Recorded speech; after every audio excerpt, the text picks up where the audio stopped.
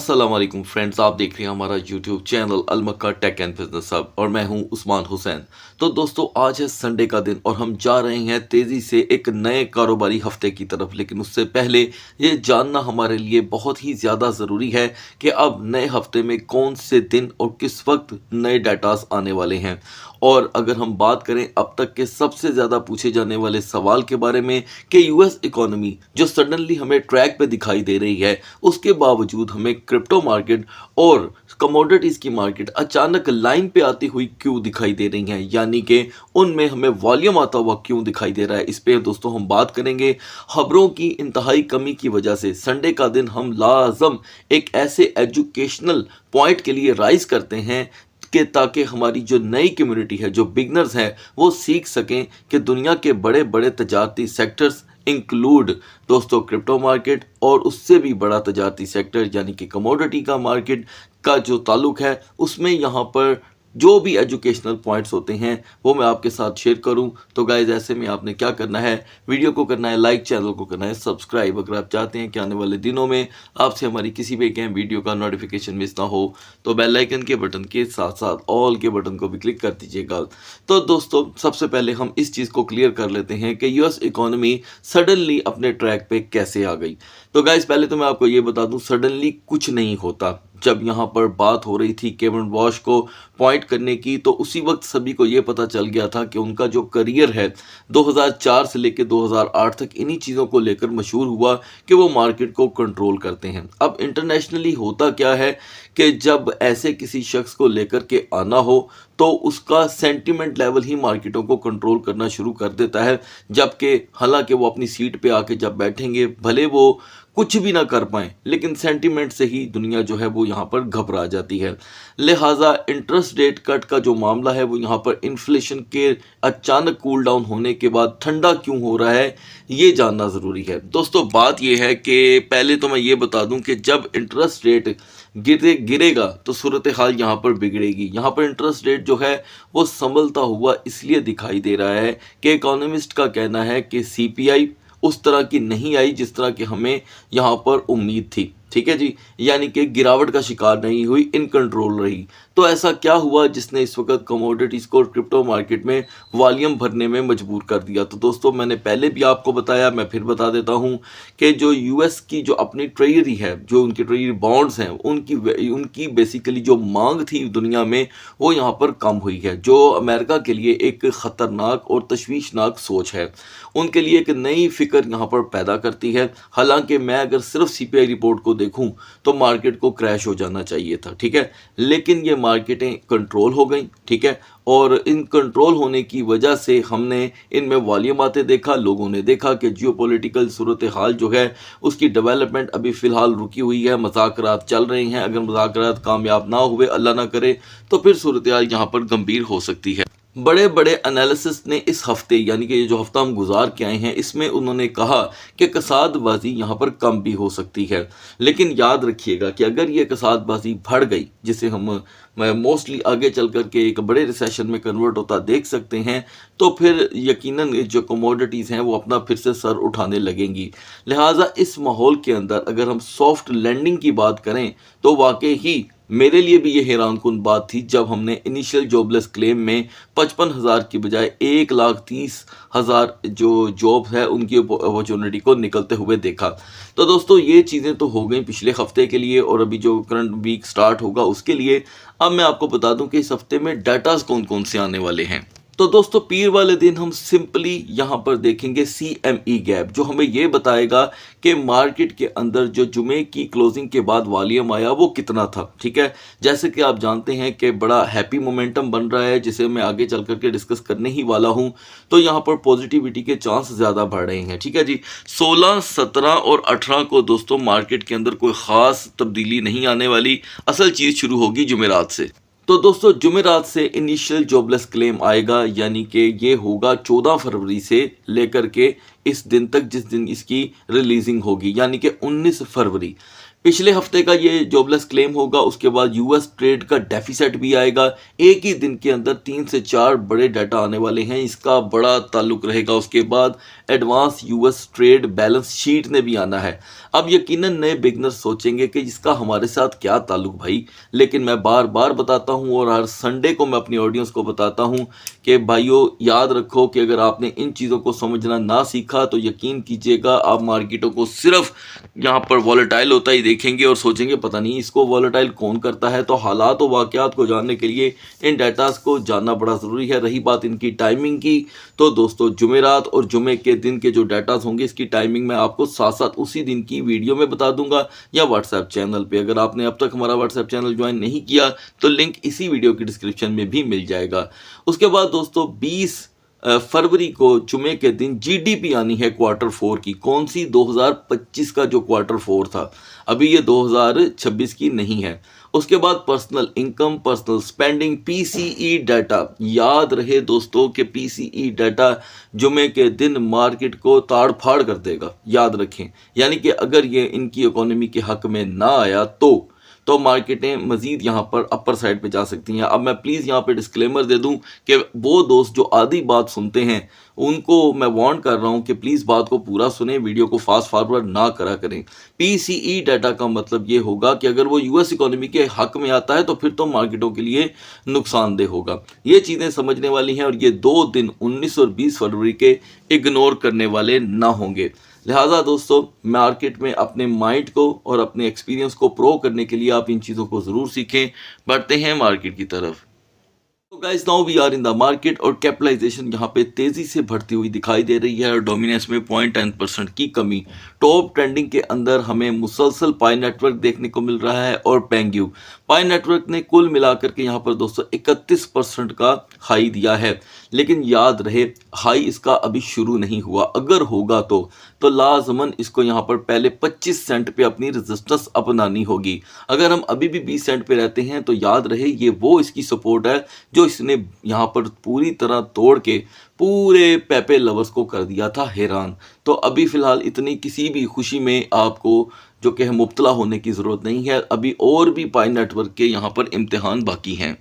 तो दोस्तों बीटीसी की स्ट्रगल यहाँ पर ऑन ही है। जैसे कि मिड नाइट में हम 69,700 पे थे, आपको उसी वक्त अपडेट कर दिया गया था कि जब तक हम 69,000 प्लस हैं मैं ये कंसीडर करता हूँ कि बीटीसी के लिए कि ये गुड मोमेंटम ही है। लिहाजा अर्ली मॉर्निंग में हमने 69,265 तक का लो भी देखा, लेकिन सुबह होते ही 71,000 का हाई। तो दोस्तों अभी संडे है तो संडे में वॉल्यूम मूव कर रहा है, तो यकीनन यहाँ पर हमारे लिए जो पीर का दिन होगा वो कदरे बेहतर होगा। लिहाजा हम बीटीसी और इथेरियम को लास्ट में डिस्कस कर लेंगे और मैं यहाँ पे आप तमाम दोस्तों को वार्न करता चलूँ कि मार्केट में वॉलेटिलिटी तेज़ी से यहाँ पर शुरू हो गई है। तो दोस्तों एक्सआरपी से आगाज़ करेंगे और आज हमने देखा कि एक्सआरपी के जो सीईओ हैं उनकी जानिब से एक बड़ा स्टेटमेंट आया और उन्होंने कहा कि एक्सआरपी में आने वाले दिनों में वॉल्यूम देखने को मिलेगा। तो दोस्तों मेरी एक हमेशा पर्सनल राय रही है, ये मेरी ज़ाती राय है कि जब किसी टोकन का या प्रोडक्ट का ओनर ऐसी स्टेटमेंट देता है तो मैं उसे कहीं लिखता नहीं हूँ। उसकी वजह यह है कि उनकी प्रोडक्ट है तो उन्होंने तो कुछ ना कुछ कहना ही होता है और अक्सर औकात 100 में से 90-95 दफ़ा इनके मुंह से निकली बात की कोई अहमियत ही नहीं होती। ठीक है, हाँ ये है कि एलोन मस्क अगर कोई बात कह दें डॉज के बारे में तो यकीनन उसका एक इम्पैक्ट रहता ही रहता है। एनीवे एक्सआरपी यहाँ पर दोस्तों 1.46 से सीधा 1.65 का हाई देने में हुआ है कामयाब। तो सबसे अच्छी चीज़ तो ये हुई है कि हमने 1.55 को यहाँ पर बना लिया है अपनी सपोर्ट। तो लिहाजा 1.50 से 1.55 इसकी सपोर्ट रहेगी। रेजिस्टेंस 1.68। वो दोस्त जो एक्सआरपी को ऑलरेडी होल्ड करते हैं उनके लिए यहाँ पर उम्मीदें जाग रही हैं। नाउ बीएनपी, तो दोस्तों बीएनपी की हमारी सपोर्ट थी 630 की और रेजिस्टेंस 639। सबसे पहले मैं आपको अपडेट कर दूं कि बीएनपी ने यहाँ पर लो दिया 627 का, गो एंड चेक। हाई रहा 642 का, 642 का। तो बीएनबी में इतनी दोस्तों पोटेंशियल नहीं थी, 642 से बीएनबी हो चुका है रिजेक्ट। तो यहाँ पर इसकी नई सपोर्ट बन रही है 618 से 626। ये इसकी एक नपी तुली सपोर्ट है। अगर मैं फिर कहूँगा कि आप में से जो भी चाहे वो अपनी मर्जी से यहाँ पर इसको यूटिलाइज कर सकता है। मैक्स रेजिस्टेंस जो है वो 636 से 37 के दरमियान रहेगी। नाउ सोलाना की सपोर्ट थी दोस्तों मैक्सिमम 86.20 और रेजिस्टेंस 91.50। 91.50 को स्ट्रॉन्ग रेजिस्टेंस करार दिया गया था। अब आप अंदाज़ा करें, हम 90.95 से हुए हैं रिजेक्ट, जिससे पता चलता है कि सोलाना अभी भी राज़ी नहीं है मज़ीद मूव के लिए। और बार बार 90 का ब्रेक होना, यानी कि 90.00 का ब्रेक होना, ये कोई अच्छा साइन नहीं है। लिहाजा अभी भी मार्केट में वॉलेटिलिटी शुरू हुई है फ्रेश, और यहाँ पर इसकी सपोर्ट रहेगी 88.50 की। और जो इसका बूम मोमेंटम है जिसके बाद ये कंट्रोल नहीं होगा, वो 92.50 का है। ठीक है, अभी भी यहाँ पर करेक्शन जो है सोलाना में थोड़ी बहुत देखने को मिल सकती है। अब आते हैं दोस्तों डोज कॉइन की तरफ। डोज होल्डर्स के लिए एक अच्छी न्यूज़, जिन्होंने 0.1020, 0.1030 और इवन के 0.1070 तक की होल्डिंग की थी, डोज ने आज सुबह सबको जो कि है थोड़ा बहुत यहाँ पर रिलीफ दिया और हमने 0.1175 तक का हाई देखा है। करंट सिचुएशन में इसकी सपोर्ट रहेगी 0.1110 की, रेजिस्टेंस 0.1145। Now BCH। तो दोस्तों आपको मिडनाइट में बहुत ही अच्छे से अपडेट किया था कि BCH जो है वो यहाँ पर 558 को ज़रूर यूटिलाइज करेगा। जब हम इसे हासिल करने से कासिर थे, मैंने अच्छा खासा भाषण दिया था इसके ऊपर। अभी हम देख रहे हैं कि BCH उसको आसानी से यूटिलाइज कर चुका है। हालांकि ये थोड़ा सा इंतज़ार करने वाला लम्हा था, लेकिन 558 को हुआ यहाँ पर यूटिलाइज। 556 का हमने दोस्तों अर्ली मॉर्निंग में लो देखा, हाई रहा 565 का।